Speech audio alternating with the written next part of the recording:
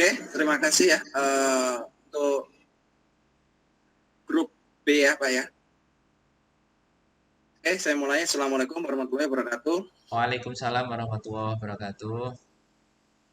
Oke, saya sebagai moderator grup B ya, untuk menjelaskan tentang tadi ya IHT, kejelasannya biar kita membuat tugas di LMS untuk SMK TK.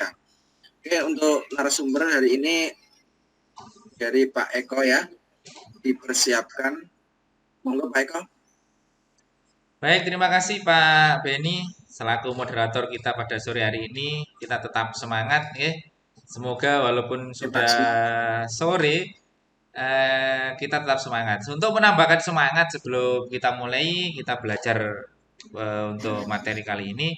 Kita awali dengan berdoa terlebih dahulu sesuai dengan agama dan kepercayaan masing-masing. Berdoa mulai. Bismillah.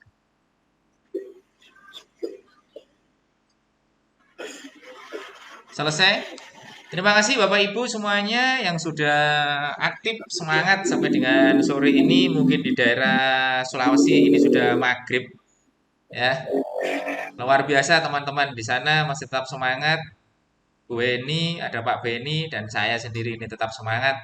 Untuk supaya kita tetap semangatnya seperti pagi hari, nanti yel-yelnya begini. Kalau saya bilang semangat pagi, jawabannya pagi, pagi, pagi. Gitu ya Pak ya. Jadi kalau ngomong semangat pagi, jawabannya pagi, pagi, pagi. Sambil begini. Siap Bapak Ibu? Siap. Siap. Kita mulai ya. Bisa coba. Semangat pagi. Siap. Pagi, Pagi. pagi, pagi. Nah, jadi itu biar semangat terus. Walaupun masih malam, kita tetap semangatnya kayak seperti di pagi. Ya, kita ulangi. Semangat pagi. Pagi, pagi, pagi. Nah, terima kasih Bapak Ibu. Tepuk tangan untuk Bapak Ibu semuanya ya. Walaupun sudah malam, tetap semangat ya. Baik Bapak Ibu, untuk pertemuan kali ini saya akan share screen yaitu mengenai asesmen diagnostik ya, asesmen diagnostik. Apa itu asesmen diagnostik? Nanti pada modul kali ini, yaitu yang pertama nanti ada agenda sisi adalah tujuan asesmen diagnostik, ada asesmen diagnostik non kognitif dan asesmen diagnostik kognitif. Nah, nanti yang kita akan bahas juga yaitu tujuan asesmen diagnostik, ada asesmen diagnostik non kognitif dan ada asesmen diagnostik kognitif. Oke, kita sebelum masuk ke apa itu asesmen diagnostik non kognitif dan kognitif, kita harus tahu terlebih dahulu apa tujuan asesmen diagnostik. Secara umum, sesuai namanya, asesmen diagnostik bertujuan untuk mendiagnosis kemampuan dasar siswa dan mengetahui kondisi awal siswa. Jadi ini perlu dilakukan sebagai seorang pengajar, itu kita harus mengetahui kondisi seorang siswa kita. Asesmen diagnostik terbagi menjadi asesmen diagnostik non-kognitif dan asesmen diagnosis kognitif. Tujuan dari masing-masing asesmen diagnostik adalah sebagai berikut. Yang pertama untuk non-kognitif, yaitu untuk apa saja sih non-kognitif ini? Tujuannya untuk apa? Yang pertama adalah mengetahui kesejahteraan psikologi dan sosial emosi seorang siswa. Jadi kita akan tahu, kadang-kadang seseorang siswa ketika baru mulai pelajaran, tiba-tiba mungkin ngantuk atau apa dan sebagainya. Ternyata memang di rumah mungkin dia eh, bangun tidurnya malam-malam dan lain sebagainya. Jadi nanti akan mempengaruhi psikologi dan sosial emosional siswa. Jadi kita sebagai pengajar kita harus tahu. Yang kedua yaitu mengetahui aktivitas selama belajar di rumah. Nah, kita harus mengetahui apa sih yang dilakukan kita ketika belajar di rumah. Apakah ada pendampingan dari orang tua atau dibiarkan saja belajar karemu, nggak belajar juga nggak apa-apa atau mungkin seperti itu. Jadi nanti kita harus melakukan asesmen. Mengetahui kondisi keluarga siswa, apakah dia dari keluarga broken home atau dia keluarganya itu baik-baik saja atau keluarganya itu bisa jadi orang tuanya cuek atau orang tuanya sangat peduli terhadap siswa. Itu akan mempengaruhi terhadap perkembangan siswanya.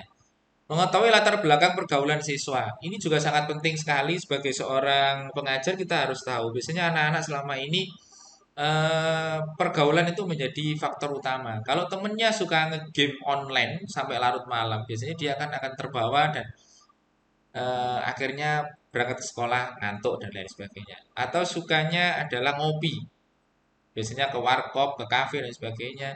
Ini juga akan mempengaruhi latar belakang pergaulan ini sangat berpengaruh sekali. Yang berikutnya adalah mengetahui gaya belajar, karakter, stamina siswa. Ini penting sekali. Siswa ini mau minatnya ke apa sih?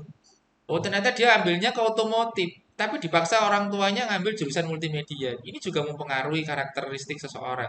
Biasanya cenderung tidak eh, akan nurut. Biasanya dia cenderung apa istilahnya membangkang. Biasanya seperti itu.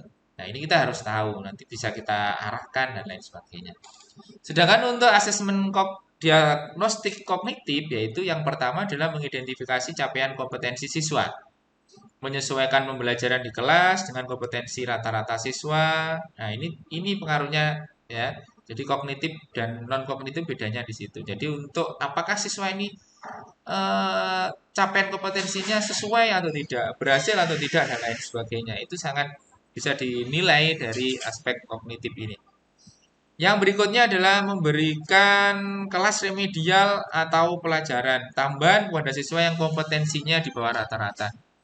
Karena ini ada penilaian, namanya asesmen adalah menilai, maka kita nanti akan memberikan penilaian rata-rata. Misalnya gini, oh ternyata siswa ini kok nilainya kurang, dia tidak bisa masuk ke fase berikutnya, maka sebagai guru pengajar nanti akan memberikan remedial supaya siswa ini tidak tertinggal pada fase E terus, atau memberikan pelajaran tambahan kepada siswa yang nilainya di bawah rata-rata.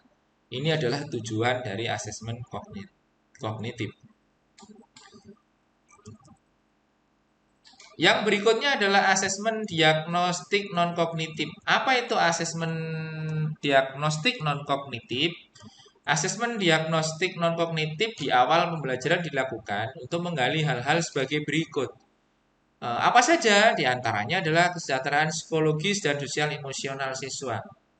Jadi kita harus mengetahui ketika kita mau memulai, misalnya anak kondisi ngantuk dan lain sebagainya, maka sebagai pengajar, sebagai guru, mungkin kita bisa mendekatinya, kita menegurnya, Mas, coba cuci muka dulu atau apa dan lain sebagainya. Nanti anak kalau kita sentuh dengan hatinya, maka otomatis anak-anak itu akan nurut dengan apa yang kita omongkan. Dibandingkan kita harus membentak-bentak, memarah-marahi, maka cenderung anak akan semakin membenci ke kita. Itu pengalaman saya sebagai guru selama ini. Yang berikutnya adalah aktivitas siswa selama belajar di rumah. Kita perlu mengetahui ini karena nanti pasti akan berpengaruh terhadap aspek kognitifnya. Aktivitas belajar di rumahnya di seperti apa? Nggak pernah belajar kah? Atau memang tiap hari orang tuanya cuek nggak ngurus, kamu belajar terserah, nggak belajar terserah, macam-macam. Itu kita akan tanyakan nanti di sana sebagai asesmen kita. Kemudian kondisi keluarga dan pergaulan yang saya sebutkan tadi bahwa kondisi keluarga itu juga sangat mempengaruhi. Sebagai pengalaman, ketika seorang keluarga mengalami broken home, bapak ibunya pisah, biasanya anak cenderung dia akan mengalami perubahan emosional yang luar biasa. Ketika belajar, jika nggak konsentrasi, dan lain sebagainya. Apalagi ikut bapaknya mungkin. Ibunya nggak mau ngurus misalnya. Biasanya bapaknya atau ayahnya nggak lebih cuek lagi. Kadang-kadang anak semakin salah pergaulan dan lain sebagainya. Ini juga akan mempengaruhi bagaimana nanti proses asesmen. Gaya belajar, karakter, serta minat siswa itu perlu kita dukung. Kalau di sekolah kami, sebagai seorang siswa yang senangnya misalnya di bidang IT, di hardware, software, saya berikan wadah tersendiri. Jadi nanti ada tempat tersendiri sehingga anak-anak bisa belajar dengan baik. Oh, saya senangnya di hardware, Pak, software. Silakan. Pak, saya senangnya di programming. Silakan. Ada tempat-tempat tersendiri yang bisa menambah minat siswa. Tahapan melaksanakan asesmen diagnostik non kognitif adalah yang pertama adalah melakukan persiapan. Kemudian yang berikutnya adalah pelaksanaan, yang ketiga adalah tindak lanjut. ada sebuah tip di sana yaitu keterampilan bertanya dan membuat pertanyaan penting pada asesmen ini. Tujuannya apa? Ini sebetulnya kita sudah lakukan. Cuma kadang-kadang kita nggak sadar, ternyata ini adalah asesmen diagnostik. Kadang kita tanya, kenapa nak kok kamu ke murung? Kenapa nak kamu kok nggak fokus? Nah, itu salah satu asesmen non kognitif yang kita nggak pernah tahu. Ternyata ini adalah asesmen diagnostik non kognitif. Selanjutnya adalah asesmen diagnostik non kognitif, yaitu contoh kegiatan persiapannya adalah siapkan alat bantu berupa gambar-gambar mewakili emosi. Setiap pertanyaan panduan seperti berikut. Apakah yang sedang kamu rasakan saat ini? Bagaimana perasaanmu saat belajar di rumah?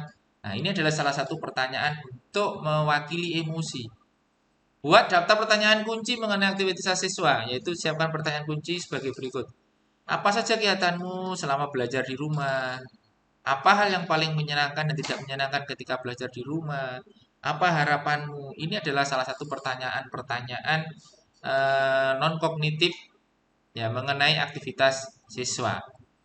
Selanjutnya, contoh kegiatan pelaksanaannya adalah meminta siswa mengekspresikan perasaannya selama belajar di rumah serta menjelaskan aktivitasnya.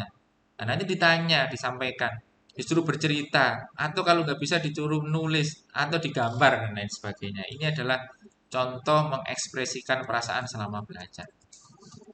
Asesmen diagnostik non kognitif itu adalah strategi bertanya jawab. Pastikan pertanyaan jelas dan mudah dipahami. Yang berikutnya adalah menyertakan acuan atau stimulus informasi yang dapat membantu siswa menemukan jawabannya. Yang ketiga adalah memberikan waktu berpikir pada siswa sebelum menjawab pertanyaan. Jangan ditanya bertubi-tubi karena anak berilah kesempatan untuk menjawab atau untuk berpikir terlebih dahulu. Saat siswa menjawab pertanyaan, berikan penguatan, berikan pertanyaan lanjutan untuk menggali lebih dalam. Mengembalikan fokus jika jawaban mulai menyimpang. Nah, saat siswa balik bertanya, langsung jawab pertanyaan siswa tersebut. Jangan ditunda atau dibalik pertanyaan lagi. Membantu siswa untuk dapat menjawab pertanyaannya sendiri. Jadi seperti itu. Saat siswa menjawab pertanyaan, mencoba mengarahkan kembali pertanyaannya. Kemudian memparafrasekan pertanyaan agar lebih mudah dipahami, menunggu beberapa saat sampai siswa siap untuk menjawab. Ini penting sekali untuk strategi tanya jawab pada aspek diagnostik non kognitif. Yang berikutnya adalah asesmen diagnostik non kognitif tindak lanjut.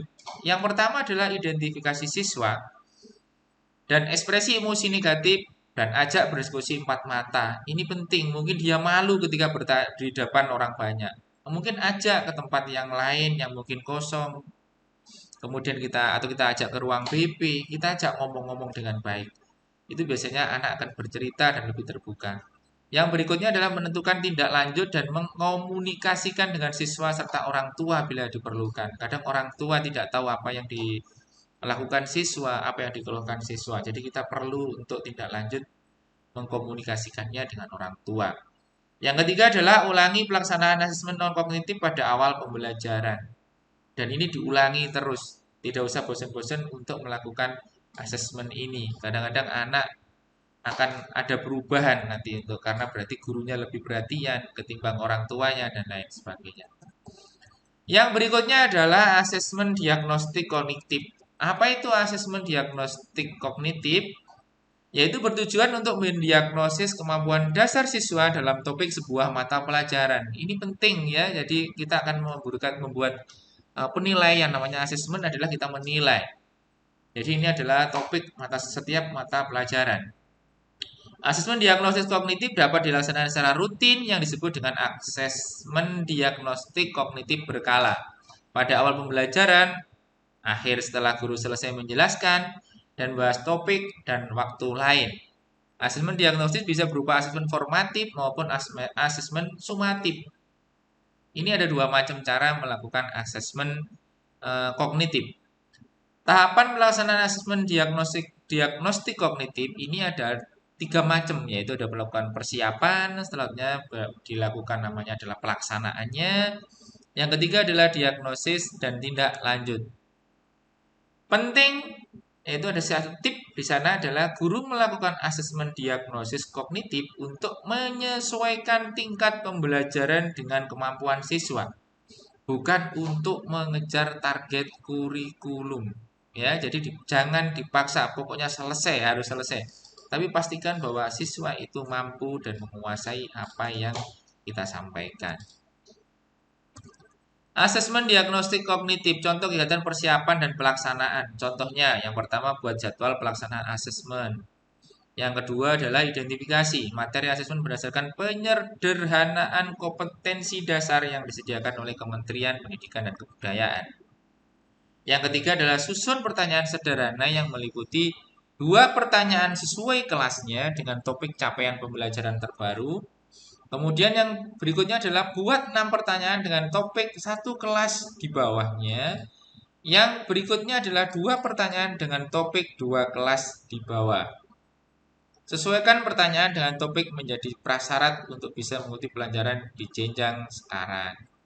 Berikan asesmen untuk semua siswa di kelas, baik yang belajar tatap muka di sekolah maupun belajar di rumah. Sama, okay? Pemberian asesmennya adalah sama, baik yang daring maupun yang luring. Asesmen diagnostik kognitif, contoh kegiatan tindak lanjutnya adalah lakukan pengolahan hasil asesmen. Buat penilaian dengan kategori paham utuh, paham sebagian, atau tidak paham. Setelah itu hitung rata-rata kelas. Bagi siswa yang menjadi 3 kelompok, yaitu siswa dengan nilai rata-rata kelas akan mengikuti pembelajaran dengan ATP sesuai fasenya. Siswa yang nilainya di bawah rata-rata mengikuti pembelajaran dengan diberikan pendampingan pada kompetensi yang belum terpenuhi. Sedangkan untuk siswa dengan nilai rata-rata yang mengikuti di atas rata-rata mengikuti pelajaran dengan pengayaan. Langkah yang ketiga adalah lakukan penilaian pembelajaran topik yang sudah diajarkan sebelum memulai topik pembelajaran baru untuk menyesuaikan pembelajaran sesuai dengan rata-rata kemampuan siswa. Ulangi proses diagnosis ini dengan melakukan asesmen formatif dengan bentuk dan strategi yang variatif sampai siswa mencapai tingkat kompetensi yang diharapkan. Ada sebuah catatan di sana bahwa guru menyesuaikan aktivitas dan materi belajar di kelas dengan peningkatan rata-rata semua murid di kelas. Asesmen diagnostik kognitif, contoh perencanaan soal hingga tindak lanjutnya, yaitu contoh di sini adalah asesmen awal matematika kelas 3 SD. Tujuan pembelajaran yang dites adalah menjelaskan dan menentukan panjang, termasuk jarak, berat, dan waktu dalam satuan baku yang berkaitan dengan kehidupan sehari-hari. Persyaratannya dari tujuan pembelajaran adalah mendeskripsikan dan menentukan hubungan antara satuan baku untuk panjang, berat, dan waktu yang umumnya. Nah, ini ada contoh soalnya. Perhatikan gambar berikut. Di sana ada sebuah penggaris dan pensil. Maka ditanyakan di sana, panjang pensil adalah, dan sengaja di sana dimulai adalah mulai angka 3 sampai dengan angka 10. Kira-kira panjangnya berapa? Biasanya anak-anak yang nggak tahu akan menjawab 10 atau 3. Nah, ini alasannya apa? Nanti akan dijawab, dimintakan di sana. Asesmen diagnostik kognitif, contoh perencanaan soal hingga tindak lanjutnya, asesmen untuk matematika kelas 3 SD. Nanti jawaban A paham utuh, B paham sebagian, C tidak paham. Nanti kita akan melihat tindak lanjutnya adalah untuk yang paham utuh pembelajaran dapat dilanjutkan pada KD berikutnya tentang hubungan antar satuan baku, panjang, berat, waktu, serta data dan penyajiannya dalam diagram gambar di kelas 3. Sedangkan kalau paham sebagian, maka memberikan pelajaran remedial dengan menekankan pada cara pengukuran panjang benda dengan menggunakan alat ukur baku panjang seperti mistar, meteran, dan lain sebagainya. Ini khusus untuk yang paham sebagian maupun tidak paham, maka akan melakukan remedial. Selamat, Anda telah membaca penjelasan tentang asesmen diagnostik. Silakan melakukan tantangan berikutnya, yaitu nanti Bapak Ibu akan membuat sebuah contoh bagaimana membuat soal untuk asesmen diagnostik. Jadi seperti itu. Baik, Bapak Ibu, itu tadi adalah presentasi mengenai asesmen diagnostik untuk waktu saya kembalikan ke Bapak moderator. Silakan Pak Beni. Oke, terima kasih yang sudah disampaikan Bapak Eko yang tadi ya menjelaskan tentang kognitif dan diagnosis ya. Oke, untuk Bapak Ibu barangkali ada yang tanyakan tentang yang dijelaskan untuk Bapak Eko tadi. Monggo Bapak Saifuddin atau Bu Heni, kami persilakan. Oke, monggo Bapak Saifuddin. Ya, terima kasih untuk kesempatan yang diberikan. Tadi Pak Eko selaku narasumber telah memaparkan materi tentang asesmen diagnostik. Asesmen diagnostik terbagi atas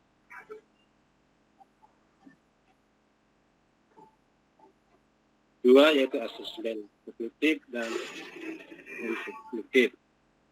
Yang saya tanyakan,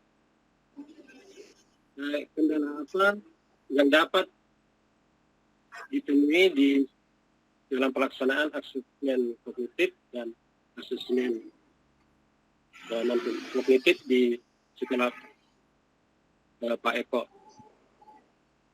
Dan bagaimana cara menyelesaikan masalah kognitif kalau ada masalah atau kendala? Bagaimana Pak Syarif? Mohon maaf, putus-putus Pak. Oke, diulang lagi Pak. Ulangi. Itu saja itu soalnya. Ya, kendala apa yang dapat ditemui di sekolahnya Pak Eko dalam melaksanakan atau menerapkan asesmen kognitif dan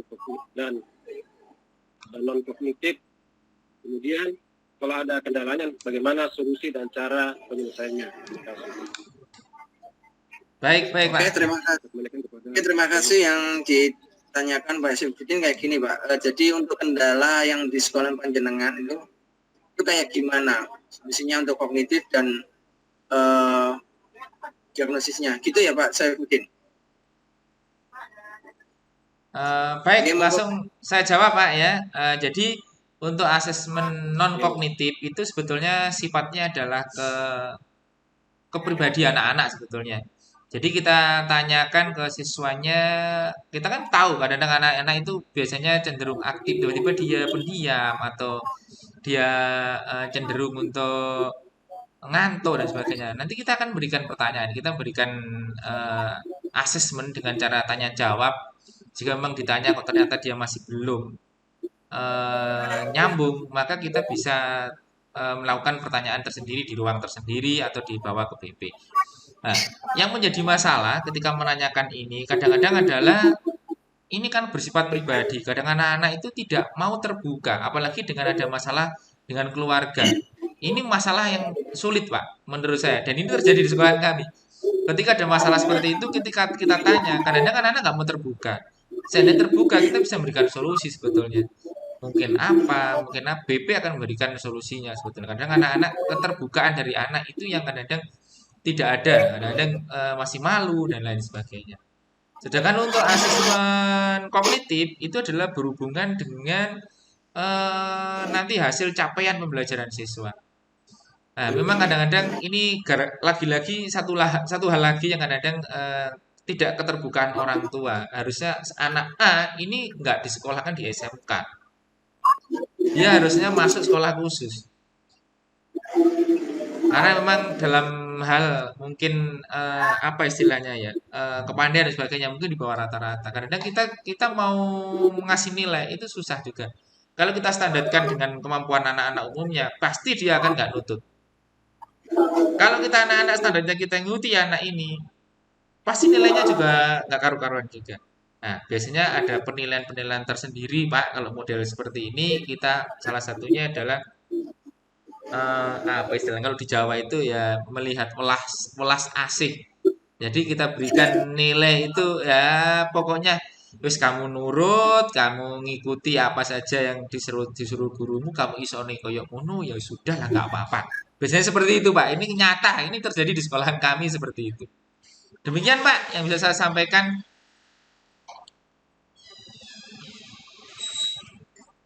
Mic-nya Pak Beni mungkin lupa Pak Beni di mute ini mic-nya. Ngomongnya di mute mic-nya Pak Beni.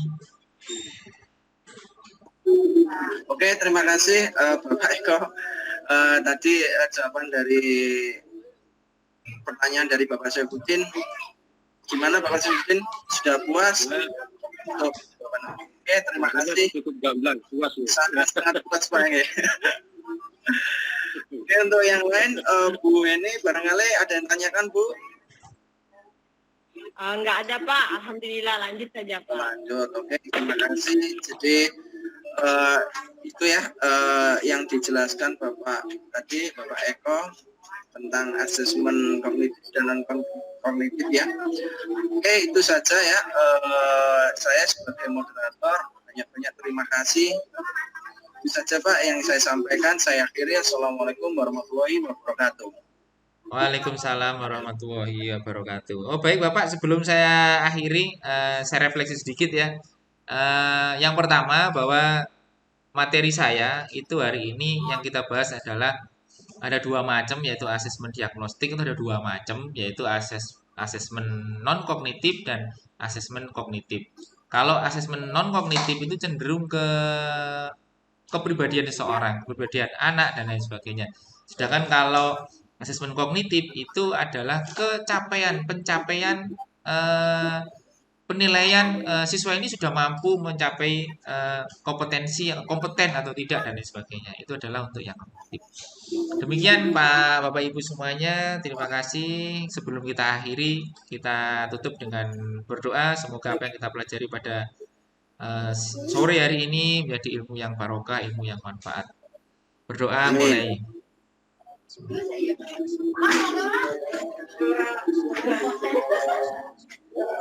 Terima kasih atas pertemuan hari ini yang sampai malam luar biasa, tetap semangat. Assalamualaikum warahmatullahi wabarakatuh. Waalaikumsalam warahmatullahi wabarakatuh. Terima kasih Bapak Ibu.